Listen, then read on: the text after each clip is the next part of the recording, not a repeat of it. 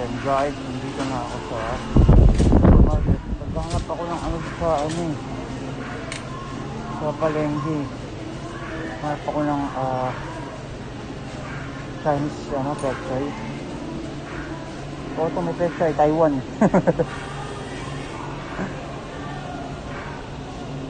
Matanong ito ng Chinese pechay. Google mo. Puta lang, may Google ko pa. Hindi na pa naman signal dito. Ay shit. Sarap. Sasquan. Ito ko. Ito ko na lang to. Pwede na. Hindi ko alam pa lang. Pwede. Laki ang ilong dito. Hindi mo pwede pang kinisi.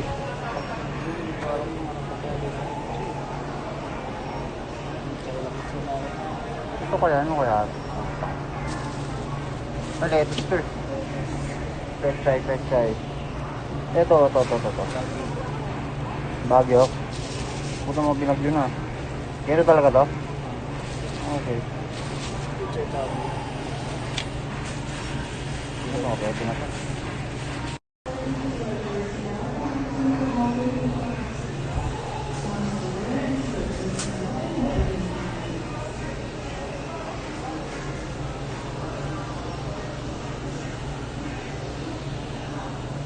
Ayan o.